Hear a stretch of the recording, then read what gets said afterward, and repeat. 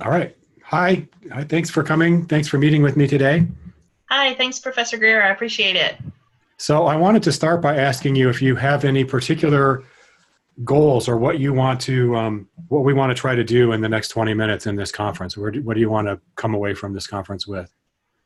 Um, well, I think that I pretty much understand what you're asking me to do, but I just kind of want to, well, first of all, I have two different apps that I'm considering, and so I kind of want to get your opinion on both of those. And then I just want to make sure that I really understand exactly what needs to be included versus what is just like optional in terms of all the different rhetorical terms and whatnot. So, Okay. um, Well, yeah, why don't I'll share my screen with you and we can go through the assignment together.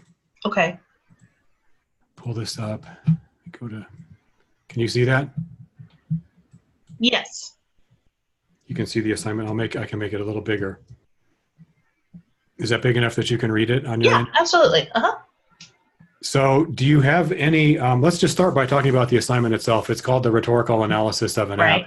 So, explain to me how you understand what the purpose of the assignment is based on what you've read so far. Well, I think one of the main things that helped clarify it for me is where you point out in the paper this is not a review of a product, right? That it's more about analyzing the, I guess, kind of context. And I like the idea of an app as a text.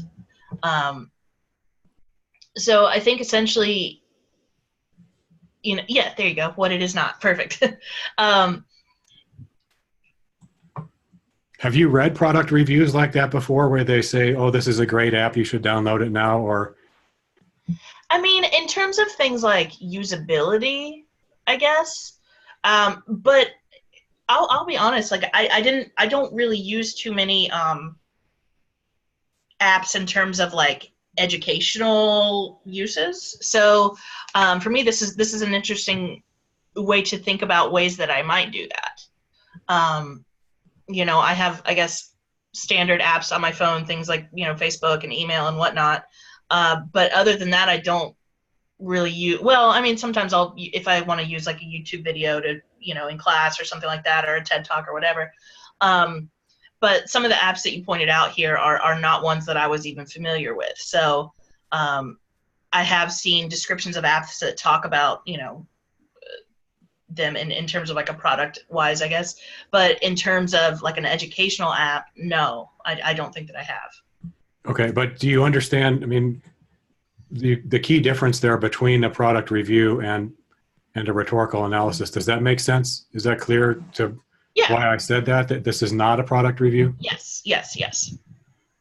So let's talk a little bit about let's forget the app part and just talk about the rhetorical analysis part. So let's say I told you to do a rhetorical analysis of an essay.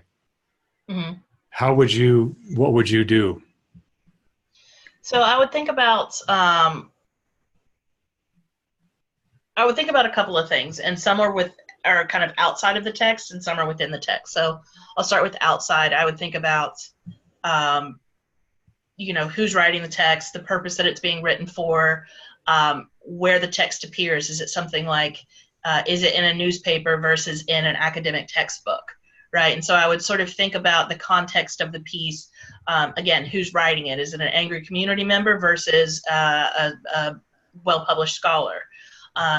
So I would think about the I guess you could almost say the background of the text, but that doesn't feel like the right word, the context. But um, so I would look at that, and then I would look at things within the text itself, the tone, the language that it uses, um, the way that it makes its appeal, essentially. Um, so that's kind of where I would start.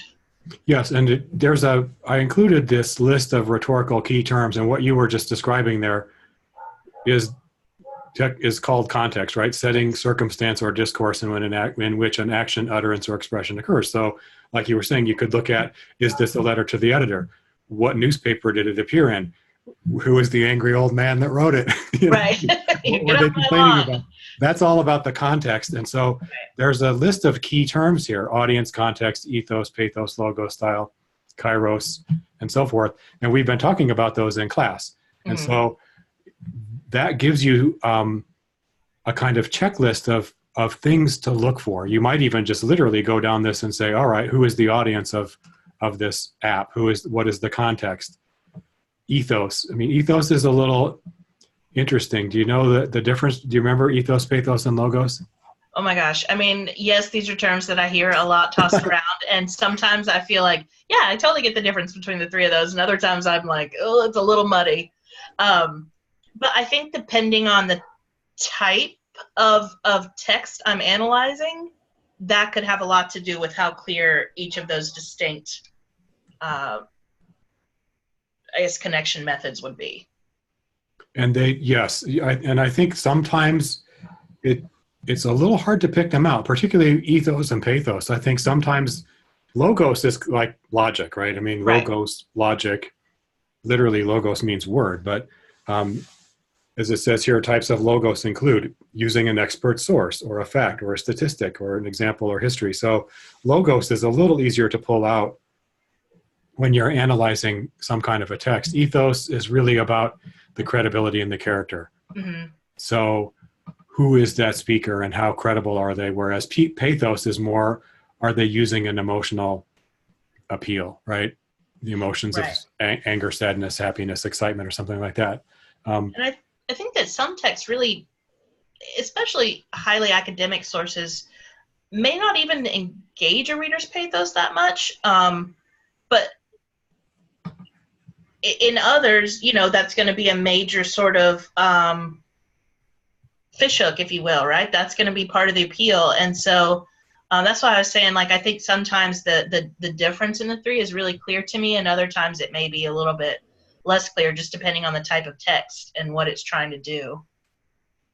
So do you feel like at this point you're pretty clear about that? I mean, the other thing is about analysis. The word analysis, you can define it as taking something apart or analyzing how the pieces of something fit together as a whole. Does that seem relatively clear to what the assignment is doing?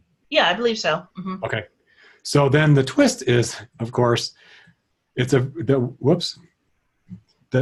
type of text that we're analyzing is actually an app on your mobile phone. And that's where this gets really interesting and kind of creative and a little bit weird, because you don't normally think of an app as a text. So you said you had a couple apps that you were thinking about writing about. What are those examples, or what do you think you might do in terms of your topic?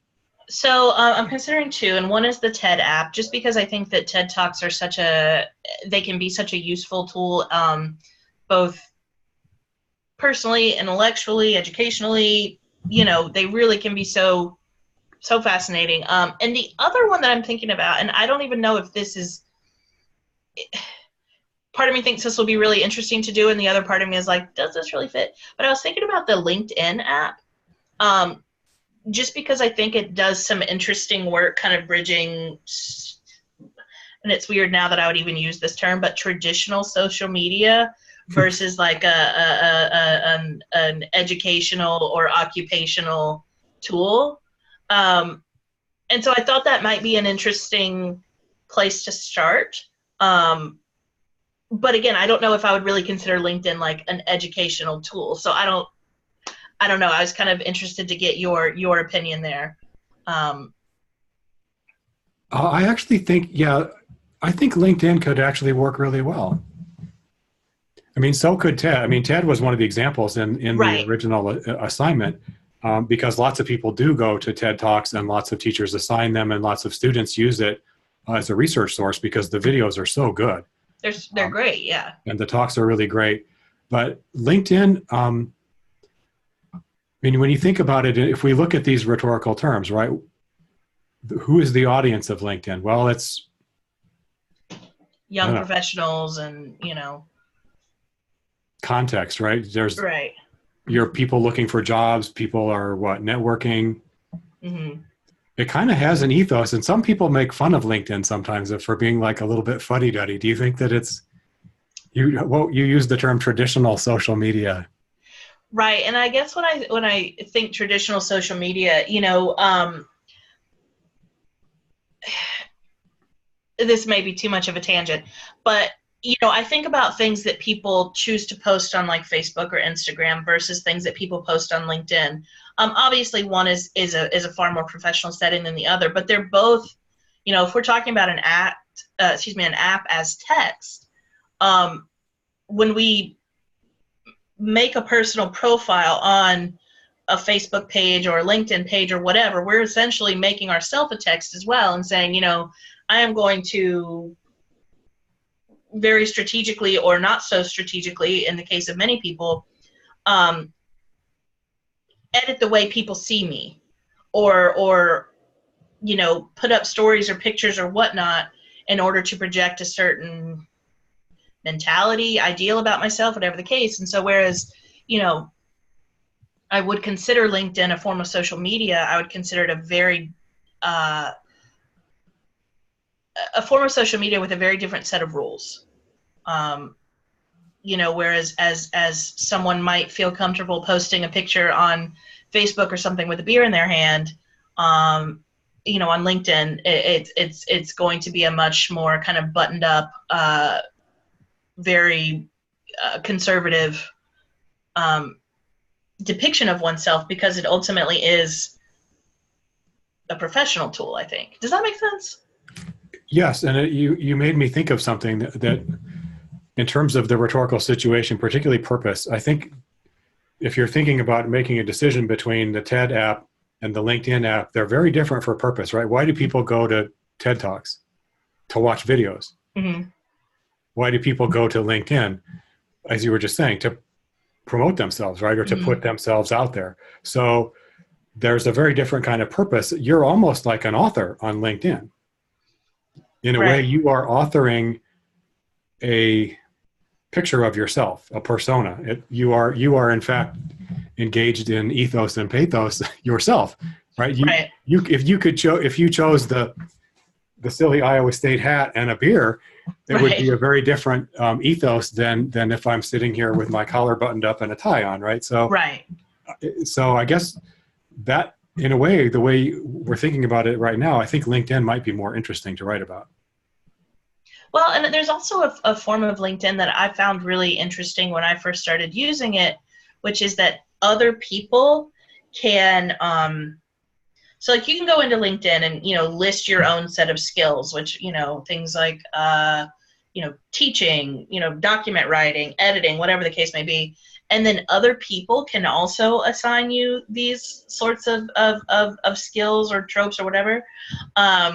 So it's, I've had things on there that, a friend or a former colleague or whatever has said, Jenny can, do this. And I'm like, oh, can I? I don't know. Like, and so there's also this setting where you are, in as much as an employer is actually going to look at something like LinkedIn and decide whether or not, someone is a good fit. There are these options as well to potentially, edit the depiction of other people, or have your depiction edited by other people as well. So I think there's a lot of really interesting uses for LinkedIn.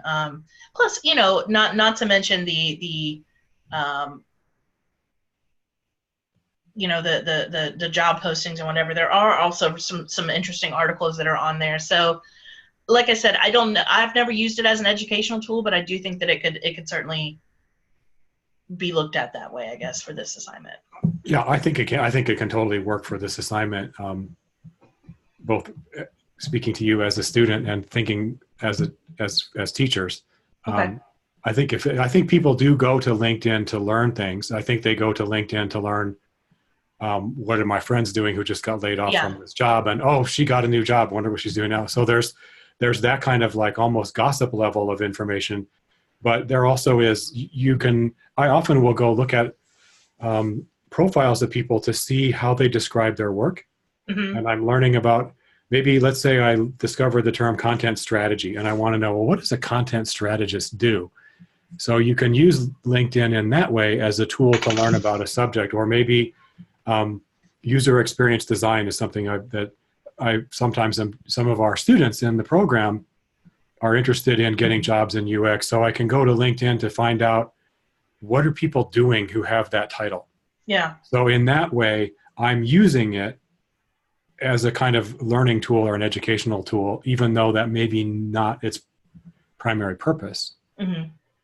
LinkedIn has gotten, I mean, over the years, it's gotten fairly complex. So you may end up Right. finding that you only focus on one particular part or one particular feature. And I Well, and think, honestly, oh, I'm sorry. Go I ahead. was going to say, I think maybe the challenge is going to be that is just kind of focusing, because there is so much to think about. And so you might just focus on, I mean, one example would be, what are the different categories that they include in a user profile? Because Right. they kind of give you like a template, right? Fill in, here's your name, fill in your work experience, your dates of employment. That's forcing you to design the way you write your own profile based on their choices. Mm-hmm. You have some flexibility, but for the most part, you're kind of filling in a template. Mm-hmm. So from a rhetorical standpoint, it's worth thinking about what are the assumptions that they're making in that template. Does that, I don't know if I explained that very well, but Yeah, no, and one thing that I think is interesting about it, and this may be again moving a bit too tangentially, but where you say, you have this ability, or there's not very much wiggle room in how you construct your profile and what you put on it. I do find it interesting that, well, sorry, I kind of been lost in thought here. I'm trying to consider it as a bridge between like an educational versus an occupational tool, or like a professional tool. Because sometimes, I'll get LinkedIn invitations from people I've worked with, and other times I'll get them from students I've had in the past. And so there will be, I guess that it can be used in both of those capacities, as like an educational networking versus like an occupational, like, hey, this actually has the potential to land me a job or whatnot. And so I apologize, that felt really kind of confusing. I'm still kind of trying to work this out in my head, how I will approach it. And I've not ever used the LinkedIn app before. I've used the desktop version. So in preparing for this assignment, when I downloaded the app, it does kind of feel a little bit, I'm coming to it as a user who's not engaged in it before, at least in terms of the app. So, and that's actually good, because I think when you're analyzing something, it helps to pay attention to what do you notice first? right. What surprises you about it? Even things like color. One of the things that, I mean, it's not, when you're reading an argument in a printed text, you're not really thinking about the use of color palettes, but LinkedIn happens to use a lot of blue, Mm-hmm. right? As opposed to X, which is, you might even think about the color that they're using, right? They're making a rhetorical choice in terms of the design. Does blue suggest blue chip, blue collar? Blue, Right. when you think about the rhetoric of the color blue, that's kind of the first thing you see on the screen is you see the little icon. So Yeah. the icon on an app is equivalent to something like the title on an article. It creates an impression, and then you open the app, and then it's another impression. So I think it would be great to maybe take some notes and record your initial experience of it, and what did it feel like subjectively as you were opening the app and clicking through it, because you're new to it. So maybe take advantage of the fact that you're new to the app like that. So part of the paper can be just like a visual analysis of obviously usability and things like that, but just in it can be that simple, essentially, or parts of the paper can be that, just like a very simple. Yes. Yep. Okay. Yes, and I think what I always recommend is, when you're writing an analysis like this, start with something simple. They use a lot of blue. Yeah. So that's like a descriptive term. You just start with describing, and then when you move from describing to analyzing, you're taking a step from, here is this detail, they use a lot of blue, to asking questions. why would they use blue? Where is blue used as opposed to any other colors? And start to kind of tease that apart. And then I always like to say the third step is to interpret. And when you interpret, you're saying, so what? Why Right. is this interesting? So you move from, here's this detail that I observed. I observed they use a lot of blue. I wonder, what is blue signifying? I interpret, that's when you're beginning to draw some conclusions. And again, your goal here is not to ultimately say whether it's good or bad or whether people should use it or not, but just to say rhetorically, I think the blue is interesting because it's trying to suggest blank, right? There might almost be a thesis or a main idea around their use of color, the way they use touch screens. I mean, the thing about a phone, of course, is that everything is, you have a limited amount of space on the screen. So every Right. detail matters, every single little thing. Why do they use this icon and not that icon? So those seemingly simple little details might actually lead you to some really, really interesting points about it. Mhm. So do you have a sense, I guess do you feel like you know what your next steps are? How would you describe where you're going to go after we finish our conference? So I think so. I have a couple questions. It just, and this may have been something off the cuff, but a second ago you said, if you look at the color, and then in your paper you can say, I think this color choice, blah blah blah. Is it appropriate in this paper to use the first person and to make it clear to my reader that, like, I am doing this assessment, or should I be a bit more objective in my voice, or what do you prefer? I don't have a firm stand against using first person. I mean, Okay. it's relatively a formal paper, and as it says in the assignment, your audience is really your classmates.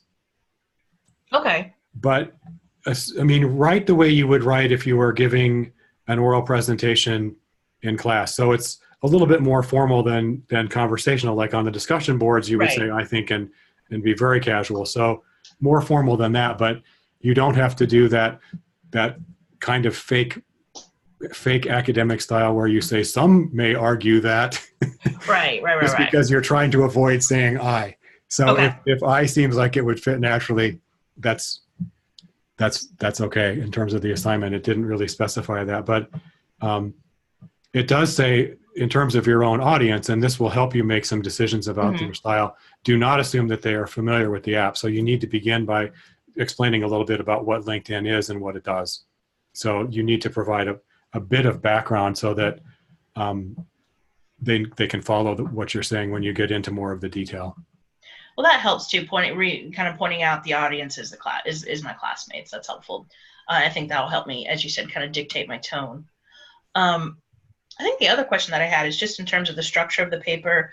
I think my next step is to go through that list of rhetorical terms and kind of make myself an outline. Okay, here's the context, here's the audience, here's, potential examples of, ethos, pathos, and logos, style kairos, and just kind of go through and write myself, a little blurb about each of those. Is that how you actually want me to, I mean, obviously I won't, bullet my paper or anything, but, do you want me to go through it and address each of those key terms, or is there a different way that I should be actually structuring the paper? That's a great question. No, you do not need to follow the list of key terms as an outline. Okay. But I think the way you described it, it can be very helpful as a brainstorming and idea gathering tool. Definitely. So I do think the next step, as you just described, it might be to go through this and identify, what do I see that I could describe as an example of ethos, and kind of use this as a heuristic or a framework or a strategy to identify a lot of ideas and just kind of get those ideas out. And then I would go back to the main purpose of the assignment, which is to explore the rhetorical strategies that they use. And so you do ultimately want to come up with a kind of main idea or a thesis that you will then develop. And so the way you arrange those details should be based on the main point that you want to make and where the conclusion is that you want to lead your readers. Okay. So you don't need to go through this as if it's an outline. You could maybe say, I don't have much to say about logos, but there's some really interesting stuff to say about ethos Okay. and the way they're constructing that. So any one of these could be more or less important in the end. I mean, really, a 3 or 4 page paper is pretty short, so you'll probably generate a whole bunch of ideas and then pick 1 or 2 to really develop in more depth. Okay. Okay, and I think that'll just take me like kind of playing around on the app some more and seeing like which of those terms are, you know, embodied or portrayed by the app more than others, and what I have most to say about. Okay. So do you have any other questions then, or? No, I think I think that that's it. This has helped a lot, and definitely given me a good place to start. But yeah, I think for now I might have some questions, you know, as I go through and actually do the assignment. But for now, I feel comfortable. Okay. And I think, you know, just to recap, I think the one important thing that we've talked about is basically what is a rhetorical analysis and how is it different from kind of an evaluation or a product review. You don't need to come up with a conclusion that says thumbs up, thumbs down. Right. It's more what's interesting about the way LinkedIn works. That's why it's an analysis, not an evaluation. So we talked a little bit about that, and then we looked at how you might be able to use some of these rhetorical terms as a way to generate some ideas and questions that will help you develop kind of the meat of your analysis. And then I think it will become clear as you work through that. Some of these will kind of rise to the top, and you'll feel like that's the main idea I want to talk about. I really want to talk about that thing, and that will end up being kind of your main point. So okay, well, thank you very much for your time. And all right, thank you. To share with me an outline or rough draft if you'd like some feedback as you go along. I think this is a fairly complicated assignment, but I also think it can be really interesting, and it sounds like you have some great ideas about LinkedIn. So I'm really looking forward to reading the next version of your paper. Awesome. Thank you so much, Professor Greer. Have a good day. I'm going to stop sharing, stop recording.